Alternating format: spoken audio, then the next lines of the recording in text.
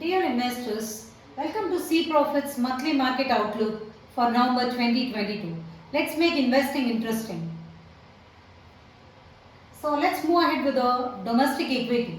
See, just Indian equity indices snapped the previous week losses. So there was a substantial just majority and a thumbs up across many sectors, and Sensex and Nifty 50 rose by 1% each. So probably just one big support came from global crude oil, and actually just if you look at the thing, right, Sensex has just gone up by 1% in last 1 week, and if you just look at last 1 year, it has gone up by 5.95%. The sectors that are supported over 1 year have been BSE Bankex as well as consumer goods and FMCG. Let's move ahead with the global equity. See, US stocks, globally the stocks just went up. The indices have just gone up because Fed of US has openly announced that going forward they may not have a hawkish stance, and probably just a smaller interest rate hikes alone are just likely to be there. So if you look at FTSE of Britain, so they have just gone up by 1%, and again actually this Asian equities overall have gone up, and Japan's Nikkei advanced by 1.4%. You look at Hang Seng of Hong Kong, as the pandemic has just gone up, the number of cases have just gone up. In China, it slipped by 2.3% in last 1 month. Right, actually just let's move ahead with domestic debt. If you talk about domestic debt, see, just it's a sweet spot, I would rather say, because the 10-year government securities, see, just ending up with 2032, it closed at 7.3%. It's a very just excellent spot for any investor to just look at funds which have high duration, funds which have just got more exposure to government security, provided their investment horizon is long. As government security funds, as usual, it gets traded, and as such the volatility may also be there. So that's one biggest thing. And across different spectrum, you look at the kind of yields, is not attractive. So it's too very attractive. You look at the 10-year G-Sec with 7.3%. In last 1 week alone, it has gone up. You look at the 5-year G-Sec, it is hovering at 7.15% vis-a-vis the previous thing. Still, it is an excellent spot to look at. Let's move on to the global debt. See, this US treasury prices also ended up higher as it is up in India. So this because this, Fed has openly said they are not going to be much hawkish, and very smaller interest rate hikes are likely to be there. Then what's the latest news now then? So just one is the RBI Governor Shaktikant Das has just told very clearly the monetary policy will be tightened. It will be a very harmonized tightening. So unless the previous periods, right? And in the monthly bulletin, they made it very clear that the GDP growth rate in India is likely to be in the range of 6.1 to 6.3% in the second quarter of the current financial year. So this that is, it has grown in the range of 6.1 to 6.3% in the second quarter of the current financial year. So actually, just on top of it, right, RBI feels like the domestic macroeconomic outlook looks comparatively resilient in the maybe just but even though it is resilient, still it is just subject to global headwinds. And again, actually just coming back to what our commerce minister has told, is like India will be back to track and become a $30 trillion economy by 2047, which is like a very welcoming news. And India GCC, so they are in the negotiation talks for a free trade agreement, and Finance Minister Nirmala Sitharaman, she asked the Asian Infrastructure Investment Bank to scale up their investment in the renewable energy, and of course alternate sources of energy is the most spoken kind of an investment that India has to get into at this hour. And actually just this is one important thing, that the government has increased the maximum tenure of the CEOs across the public sector banks from 5 years to 10 years. And another thing to the mutual fund investors, the news to the mutual fund investors is, so earlier, right, the dividend payouts used to happen in 15 working days from the date of, from the record date, from the date of declaring the dividend. Now it's been made to just 7 working days. So, and again actually when you talk about the redemption payouts, so earlier they had around 10 working days kind of a time, whereas actually just now it was all reduced to 3 working days. So the system is going to be very, very robust going forward. Couple of things have to be kept in mind. Maybe by December 2nd, actually this we have to wait and watch what is the US unemployment rate, And again actually just because these are all the kind of events that happen, and we'll have to be cautious going forward as well. The forex exchange reserves, we'll have to have a control, and we'll get an idea by December 2nd. So what's happening in India? Is India an island in an ocean of gloom? Let's see the figures on this side. So this is rather a very interesting slide, I would say, because India versus emerging countries, how India is positioned, what is the kind of returns it has delivered over a period of time.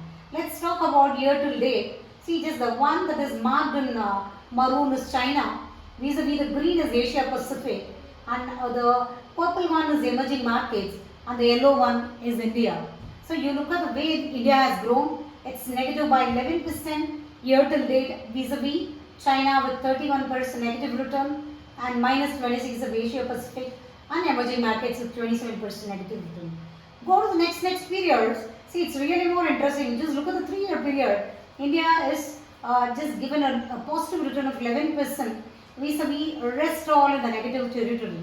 Go to 10-year, because that is a period that any investor would look at. See, just over a period of a decade, India has delivered 7% vis-a-vis just China with 2%, and Asia Pacific 4%, and emerging markets with just 1%. And this is yet another interesting slide, because is this a recent phenomenon, or is it a continuing kind of a progress that we have in India?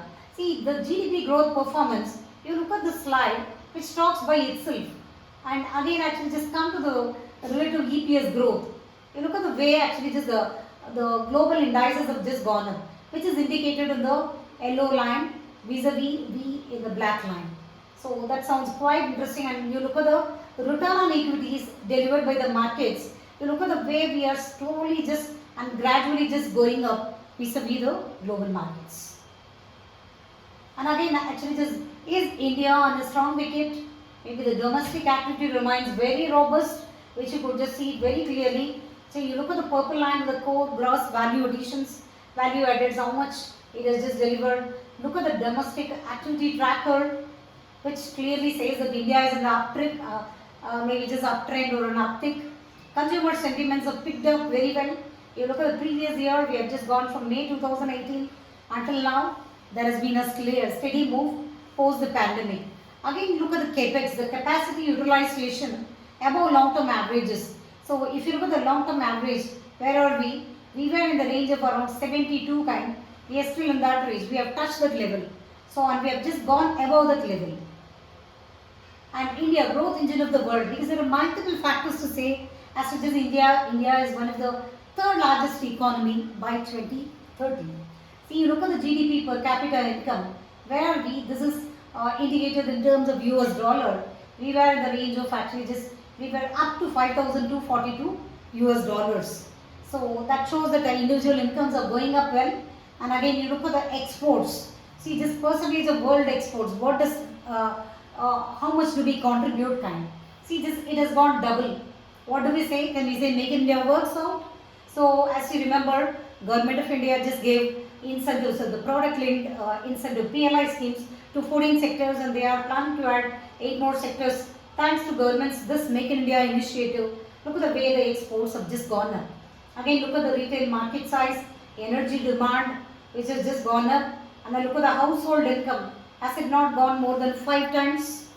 Substantial. And look at the share of renewable energy. That's why our finance minister has been talking about allocating or requesting the Asian Development Bank to just allow us to just invest in the renewable sources of energy. And credit to GDP rate, look at the thing, how we are just positioned at this hour. Look at the IT services. How much are we contributing to the global country right now? There is a global markets right now. Look at the market cap. Look at the level where we were at 3,500 US billion dollars, US billion, so just the billion dollars to 10,000 billion dollars. So look at the FPIs. There is a foreign portfolio investor. So they have just, is there any room for them to just invest in India? You just go look at the Morgan Stanley Composite Index. If you remember way back in April 2020, they increased the allocation to India as an emerging economy. So today India as a country has got around 15.55% weightage in the MSCI index. Will it go further? Yes, we'll have to just wait and watch. You look at this picture which says between 2007 and now. So what has been the foreign portfolio investors or ownership in BSE 500? Where was it and where is it? Where it has come down now? See, just we are the same level. That means we are self-sufficient country. That is, even the domestic investors could manage India. Of course, we depend on the FPIs, no doubt. Given the kind of strength that India carries, we will end up just getting a substantial kind of FPI flows to India. Maybe there are predominant sectors that we just spoke. One is the API, other one is the semiconductor, the third one is the defense. Through these routes, maybe just by focusing on these three sectors, India is likely to gain substantial, especially from FPIs. Look at the markets. So because whenever we talk to the investors want to know, is the markets too very expensive? Can I just invest in the equity markets right now? See, look at the level. We have a 10-year average. Our average market price to earning is only 22, which has been the 10-year average. So are we expensive? So we are fairly valued. So what are the challenges and risks? We spoke about the plus. What are the challenges and risks that is ahead?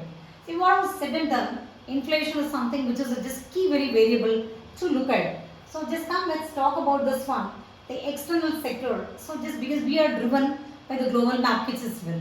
Across the globe, the inflation is high and the interest rates are being high, and now actually just the global markets have told they will not go very hawkish as they were earlier in last 1 year. So look at the way the exports have gone up here. This is a period between June 20 and June 2022. If you have guessed it right, see, just look at this period where the exports have started going up. So can you say that our first make in India is vaccine? Yeah, thanks to vaccine and other initiatives taken by government, see, the exports have gone up substantially.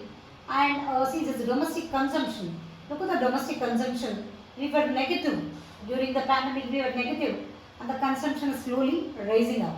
Again, actually, just the external demand, only a portion of India's overall GDP is what we try to say. So look at the kind of exports, percentage of exports to the GDP. Look at the trend here. See, just where are we?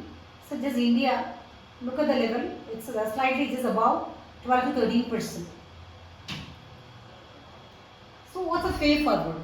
We spoke about actually just what's happening in the domestic equity, on the domestic debt, global equity and global debt, and what's the latest thing? What is that we need to just think of really time?